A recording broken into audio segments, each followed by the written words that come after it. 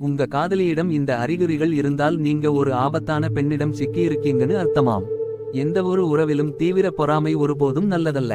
பொறாமை கொள்வதும் தங்கள் துணையின் பொறாமையை காதல் என்று நினைக்கும் பல தம்பதிகள் உள்ளனர். இருப்பினும் பொறாமை மற்றும் அக்கறைக்கு இடையே ஒரு சிறிய கோடு இருப்பதை மறந்து விடாதீர்கள். அந்த கோடு சீராக இருக்கும் வரைதான் உங்கள் உறவு ஆரோக்கியமானதாக இருக்கும். எப்போதும் போனை சரிபார்ப்பது, புகார் கூறுவது, வெறுக்கத்தக்க பேச்சுக்கள் மற்றும் பிடிவாதமான நடத்தை ஆகியவை பொறாமை மற்றும் பொஸ்சிவான காதலியின் சில அறிகுறிகளாகும். ஒரு பெண்ணின் இந்த செயல்பாடுகள் உண்மையில் எரிச்சலூட்டும். உங்கள் காதலி இந்த அறிகுறிகளில் சிலவற்றை காட்டும் ஒரு உறவில் நீங்கள் இருந்தால் அதை அடுத்த கட்டத்திற்கு செல்வதற்கு உங்கள் உறவை மறுபரிசீலனை செய்ய வேண்டிய நேரம் இது. ஒருவேளை உங்கள் உறவு ஏற்கனவே தீவிரமான கட்டத்தை எட்டியிருந்தால் விரைவில் அந்த உறவை விட்டு வெளியேறுவது நல்லது.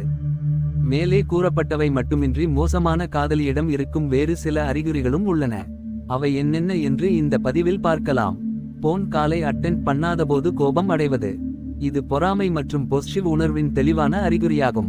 நீங்கள் ஒரு முறை அவர்களின் அழைப்பை எடுக்காமல் விட்டால் தொடர்ந்து போன் வந்து கொண்டே இருக்கிறதா? ஆம் எனில் அதன் அர்த்தம் உங்களின் மீதிருக்கும் பொஸ்சிவ் எண்ணம்தான். உங்கள் சூழ்நிலை என்னவாக இருந்தாலும் அவர்களின் அழைப்பை தவறவிட்டதை அவர்களால் பொறுத்து கொள்ள முடியாது. நிமிடத்திற்கு நிமிடம் அப்டேட் கேட்பது. உங்கள் நாளின் ஒவ்வொரு நிமிடத்தை பற்றியும் அவர்களிடம் சொல்ல வேண்டும் என்று எதிர்பார்ப்பார்கள். இது உண்மையில் உங்களை எரிச்சலாக்கும். இந்த வகை காதலி இருந்தால் உங்கள் வாழ்க்கை இனி உங்கள் வாழ்க்கையாக இருக்காது. ஏனென்றால் அவருடைய இருப்பு மற்றும் தலையீடு உங்கள் வாழ்க்கையின் அனைத்து தருணங்களிலும் இருக்கும். உங்களின் அனைத்து பாஸ்வேர்டுகளையும் கேட்பது. உங்களின் அனைத்து சமூக ஊடக கணக்குகளின் பாஸ்வேர்டுகளையும் கேட்பவர்கள் நிச்சயம் உங்களின் நல்ல காதலியாக இருக்க முடியாது. உங்களிடம் கெஞ்சியோ அடம் பிடித்தோ அல்லது உங்களுக்கு தெரியாமலோ அவர்கள் உங்களின் பாஸ்வேர்டுகளை பெறலாம். உங்களின் அக்கவுண்டை நீங்கள் இல்லாதபோது ஓபன் செய்து பார்ப்பது நிச்சயமாக ஒரு உறவின் அறிகுறியாகும். பொது இடங்களில் சண்டையிடுவது. பொது இடத்தில் சண்டையிடுவதை யாருமே விரும்புவதில்லை. உங்கள் காதலி தங்களின் கோபத்தை கட்டுப்படுத்த முடியாமல் பொது இடத்தில் சண்டையிட ஆரம்பித்து சத்தமாக கத்த ஆரம்பித்தால் அல்லது அழ ஆரம்பித்தால், உங்களை துஷ்பிரயோகம் செய்தால் நீங்கள் உடனடியாக அதை நிறுத்த வேண்டும். உங்களால் அதனை நிறுத்த முடியாவிட்டால் அந்த உறவை விட்டு வெளியேற வேண்டிய நேரம் இது. ஏனெனில் முதிர்ச்சியடைந்த உறவுகளில் நிறைய பொறுமை மற்றும் நம்பிக்கை நிறைந்திருக்கும். ஆதிக்கம் செலுத்தி வேண்டியதை செய்ய வைப்பது. ஆதிக்கம் செலுத்துவது ஒரு பண்பு. சரியாக கையாளப்படாவிட்டால் அது ஆபத்தாக மாறிவிடும். உங்கள் காதலி உங்கள் மீது விதிகளை விதித்தால், நீங்கள் வேறு எந்த பெண்ணுடனும் பேசக்கூடாது அல்லது குறிப்பிட்ட நேரத்திற்கு பிறகு வெளியே செல்லக்கூடாது என வரையறுக்கப்பட்ட விதிமுறைகள் மற்றும் நிபந்தனைகள் விதித்தால், உங்கள் உறவு நச்சுத்தன்மை நிறைந்ததாக இருக்கிறது.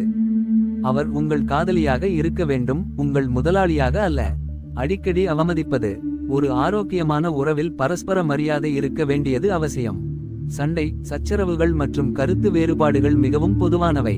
இருப்பினும் தொடர்ந்து அவமதிப்பு ஏற்பட்டால் உங்கள் உறவை பற்றி நீங்கள் மறுபரிசீலனை செய்ய வேண்டும். உங்கள் காதலி உங்கள் யோசனைகள், உங்கள் வேலை அல்லது நீங்கள் செய்யும் எதையும் அடிக்கடி விமர்சித்தால் இது ஒரு நல்ல அறிகுறி அல்ல. உங்கள் குறைபாடுகளில் தொடர்ந்து கவனம் செலுத்துவதிலோ அல்லது குறைபாடுகளை கண்டறிவதிலோ மட்டுமே கவனம் செலுத்தினால் அது நச்சு உறவின் அறிகுறியாகும். சுற்றியிருக்கும் அனைவரை பற்றியும் தவறாக பேசுவது.